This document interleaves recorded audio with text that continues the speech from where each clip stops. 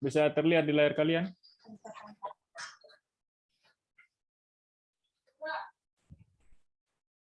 Bisa, Pak. Oke. Kalau sekarang bisa terlihat?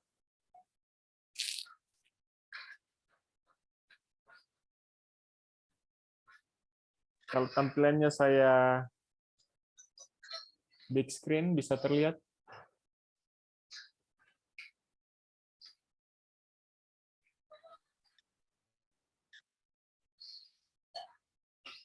Halo, bisa terlihat di layar kalian? Bisa, Pak. Bisa, Pak. Oke. Kenapa kita mempelajari kelayakan usaha tani? Sebagai pengantar, pada umumnya syarat utama dalam usaha tani itu harus memperhatikan yang pertama, R per C ratio, itu lebih besar dari 1. R per C ratio ini adalah return per cost. Jadi, di mana semua bentuk penerimaan kita, pengembalian dari usaha tani itu kalau dibagi dengan cost itu biaya usaha tani harus lebih besar lebih besar dari 1. Itu baru namanya layak. Yang kedua, P lebih per cost itu sama dengan lebih besar, P per cost lebih besar dari bunga bank yang berlaku. Jadi misalnya bunga bank sekarang berapa? Bunga bank untuk apa yang kalian mau pakai? Mau pakai suku bunga Bank Indonesia, patokannya, atau ada bank-bank yang ada di lokasi pertanian yang paling banyak dikonsumsi atau diambil skim kreditnya oleh petani. Jadi kalau bunganya 4%, berarti keuntungan dibagi dengan cost itu harus lebih besar dari 4%. Atau kalau mau pakai skala yang lebih besar, kredit perumahan 13%, jadi keuntungan kita dibagi dengan biaya kita itu harus lebih besar dari 13% atau 0,13. Yang ketiga, syarat utamanya adalah produktivitas tenaga kerja lebih besar dari tingkat upah yang berlaku. Jadi contohnya, kalau kita sewa tenaga kerja, selama 1 musim tanam itu kita berikan dia upah 1 juta, tenaga kerja tersebut harus bisa menghasilkan produksi yang nilainya lebih besar dari 1 juta. Sehingga kalau dibagi, produktivitasnya tenaga kerja per satuan produksi atau jumlah produksi per satuan dibagi dengan tenaga kerja itu lebih besar dari hasil penjualan produk tersebut. Jadi produktivitas tenaga kerja lebih besar dari tingkat upah yang berlaku. Setelah itu, pendapatan lebih besar dari sewa lahan per satuan waktu atau musim tanam. Jadi kalau sewa lahannya berapa, misalnya 1 musim tanam itu sekitar 4 bulan, kita sewa bayar berapa? 4 juta. Berarti pendapatan kita atau P kita harus lebih besar, harus kitanya di atas 4 juta. Produksi harus lebih besar dari break even point produksi. Jadi kalau break even point kita berapa? Itu nanti di mata kuliah evaluasi proyek kalian akan tahu tentang break even point. Jadi kalau produksi kita berapa? Misalnya 1 ton. Break even point kita atau total biaya keseluruhan itu ada di nilai berapa? Mungkin 500.000. Jadi dia harus lebih besar, mungkin 501.000, 502.000 dan seterusnya. Penerimaan itu lebih besar dari BEP penerimaan, itu hampir sama konsepnya dengan tadi produksi dari BEP produksi, otomatis kalau dikali dengan rupiah, harga yang berlaku akan jadi yang tadi nomor 6. Penerimaan lebih besar dari break even point penerimaan. Harga harus lebih besar dari BEP. Oke, itu juga sama konsepnya. Jika terjadi penurunan harga produksi maupun peningkatan harga faktor produksi, sampai batas tertentu tidak menyebabkan kerugian. Misalnya, tiba-tiba dalam perjalanan harga pupuk naik. Sekarang, dalam musim tanam kemarin ini, kalau ada yang tanam di musim kemarau kemarin, tiba-tiba bahan bakar minyak naik. Kenaikan bahan bakar minyak itu berakibat tidak pada pertanian? Rade di Dadoko. Menurut kamu bagaimana?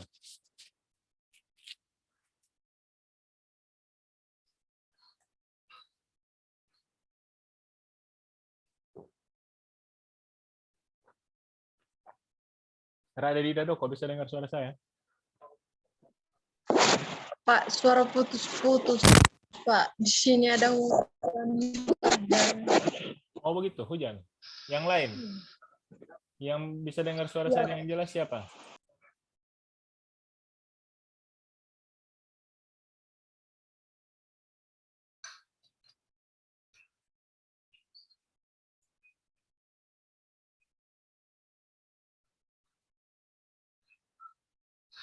Presensia Seran, bisa dengar suara saya?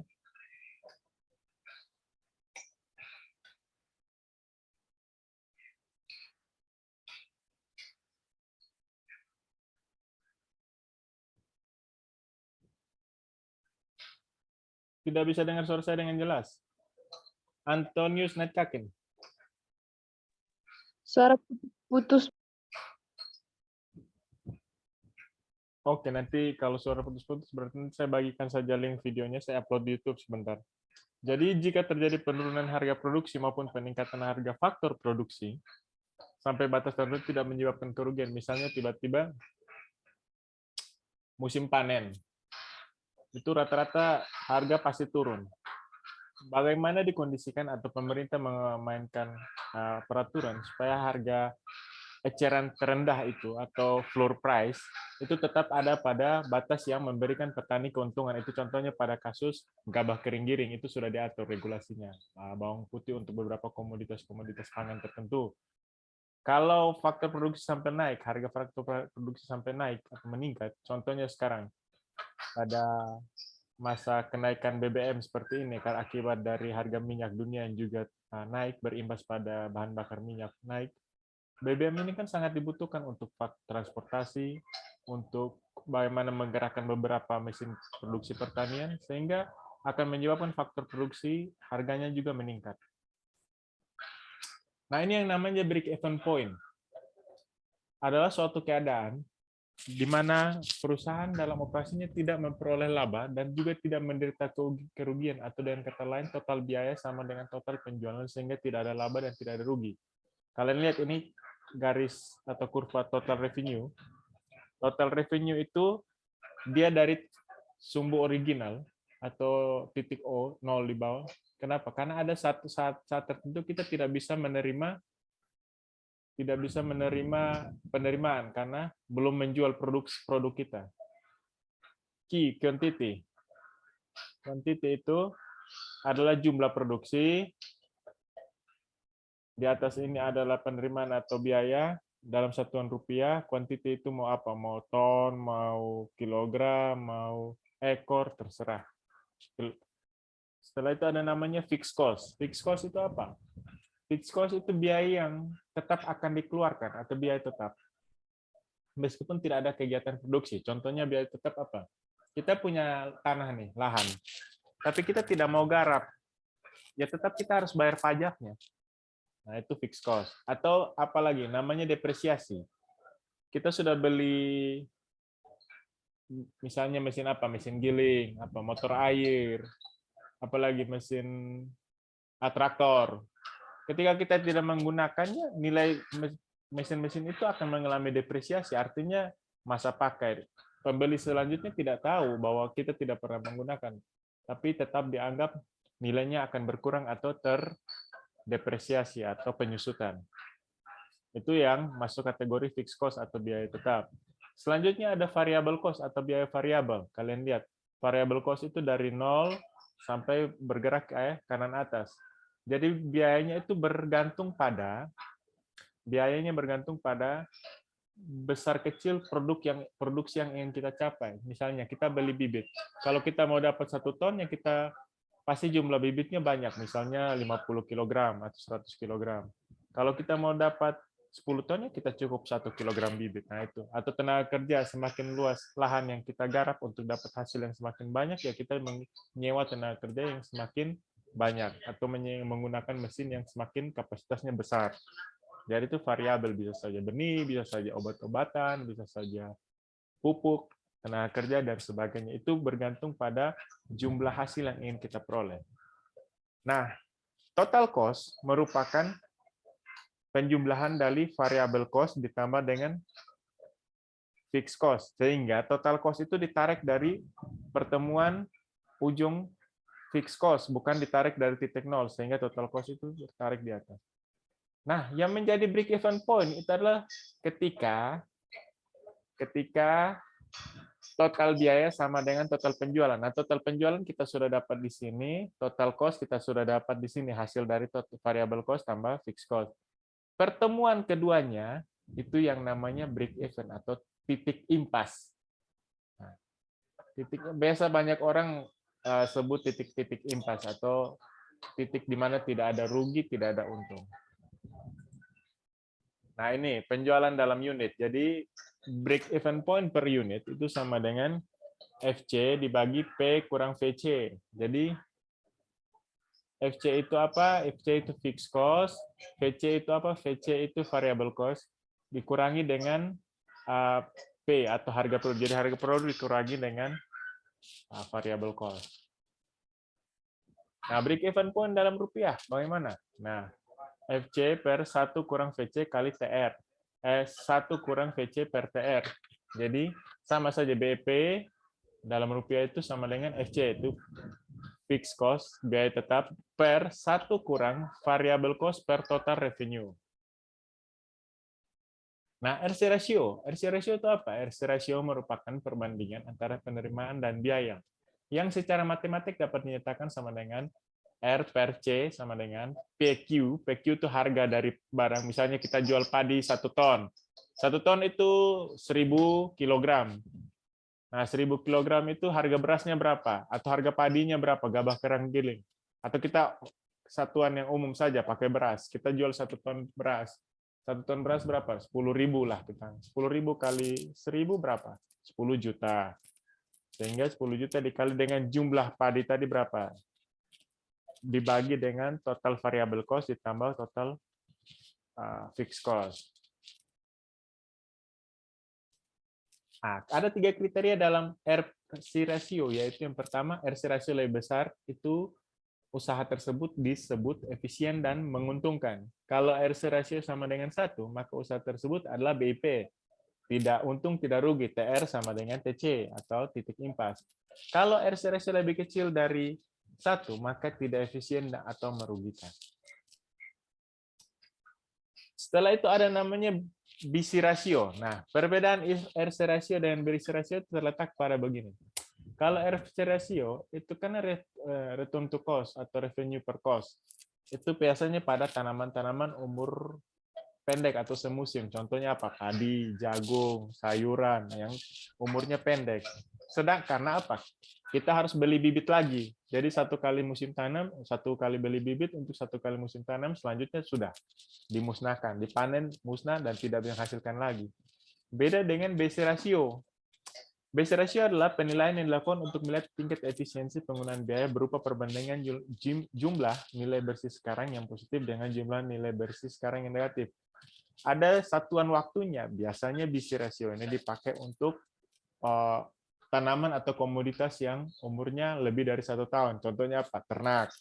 Kalau ayam potong ya pakai ayam potong atau ayam broiler kita bisa pakai yang tadi RC. Tapi kalau kambing, sapi, babi yang umurnya bisa lebih dari 1 tahun, itu berarti kita pakai BC ratio. Kalau tanaman apa? Contohnya mangga. Mangga kan kita beli 1 kali bibit, 5 tahun kemudian dia berbuah, kita bisa panen sampai 20 atau 30 tahun ke depan. Kelapa sawit, apalagi kelapa, durian, nangka, jeruk. Nah, itu jadi biasanya kalau tanaman umur panjang atau komoditas yang umurnya lebih dari 1 tahun, itu dipakai BC ratio. Sedangkan kalau yang umur pendek atau tanaman semusim, menggunakan RC ratio. Kriteria ini memberikan pedoman bahwa suatu proyek akan dipilih apabila net BC lebih besar dari 1. Sebaliknya, bila suatu proyek memberi hasil atau net BC-nya lebih kecil dari 1, maka proyek tidak akan diterima. Jadi ini benefitnya, ini cost-nya, dibagi 1 tambah I. Nah, I itu apa? Tingkat suku bunga yang berlaku, interest rate. Nah, T ini apa? T itu biasanya tahun keberapa? Kalau sapi 2 tahun sudah jual, ya ditulis di sini 2.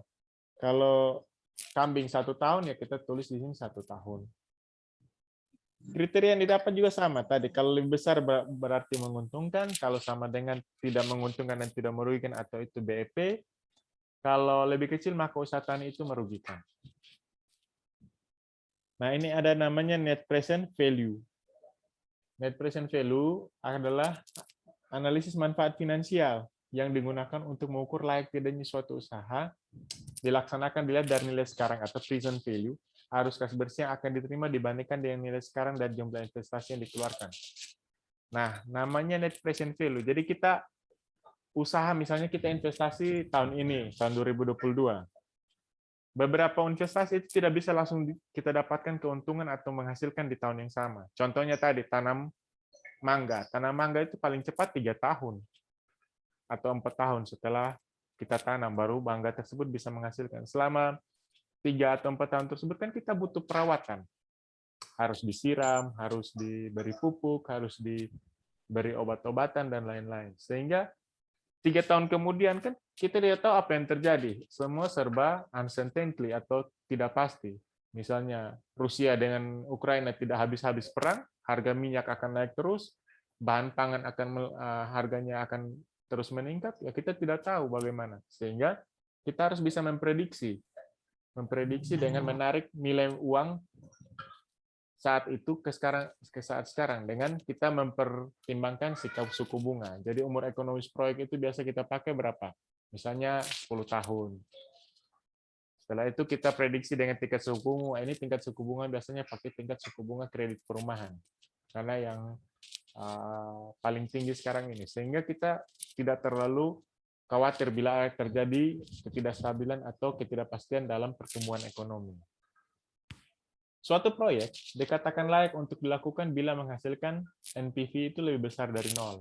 Bila NPV lebih kecil sama dengan 0, proyek tersebut tidak layak untuk dijalankan. Contohnya,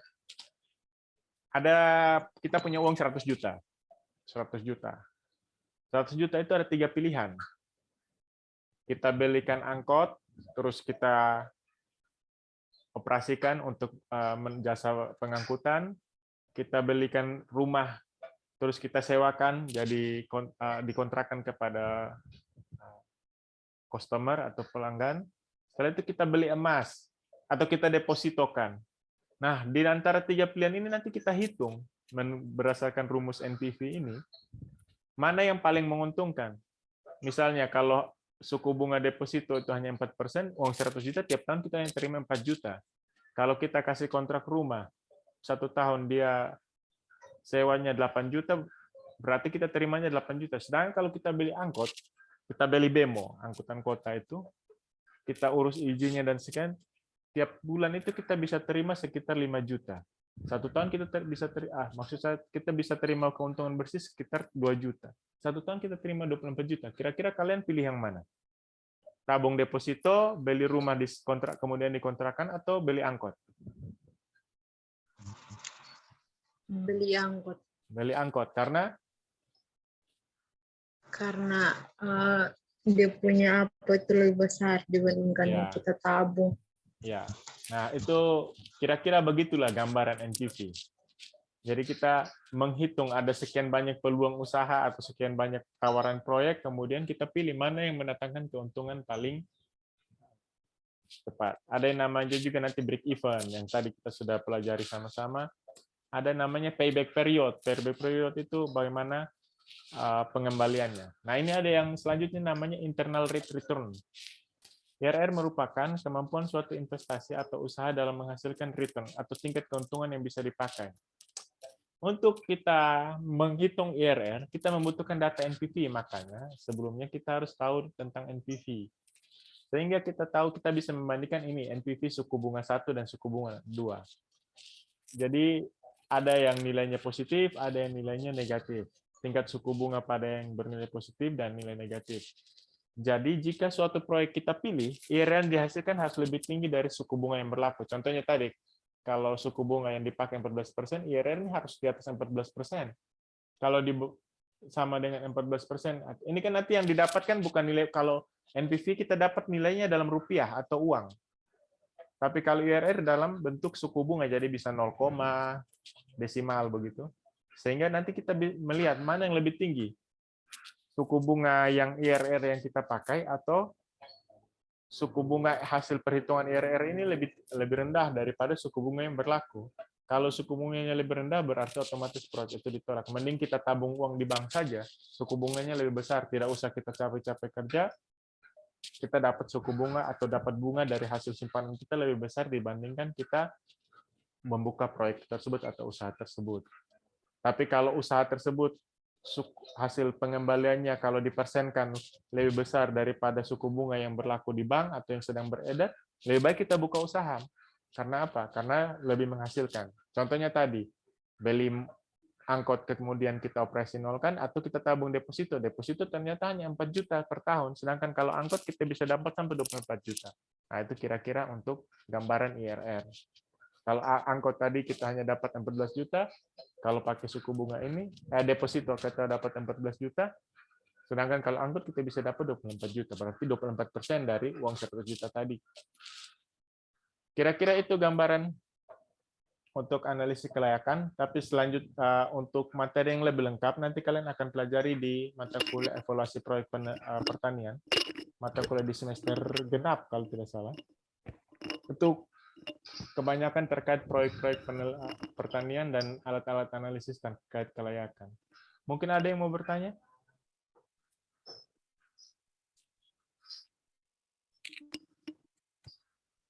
Ada yang mau bertanya?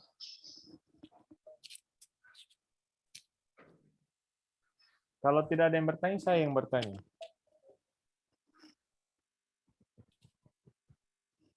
Sudah pergi ke dinas untuk ambil data? Sudah Pak, tapi kami sistemnya wawancara lewat ini telepon. Oke. Tidak masalah mau pergi atau wawancara lewat telepon. Nanti dibuat dalam PowerPoint ya. Minggu depan kalian presentasi. Dinas kabupaten mana, nama programnya apa, program pembangunan atau pengembangan pertanian. Itu kan per kabupaten kan? Iya Pak. Oke, nanti cantumkan narasumbernya siapa, apa materi yang diberikan kepada kalian. Nanti dibuat dalam PowerPoint terus dipresentasikan. Jadi minggu depan kalian presentasi. Tugas.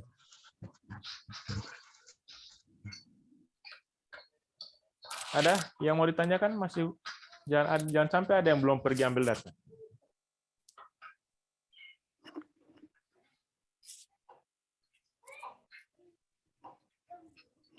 Nanti minggu depan aturan mainnya adalah dari tiap kelompok siapkan moderator yang akan memandu presentasi. Nanti saya hanya jadi pengawas atau observator saja. Kalian yang membuka kelas, kalian yang mengirimkan link, dan kalian yang presentasi, terus dibuka sesi diskusi. Minimal 5 orang penanya baru diskusi tersebut saya akui untuk dinilai. Bisa dipahami? Bisa. Oke. Ada yang mau bertanya? Kalau tidak ada, kita akhiri kelas hari ini.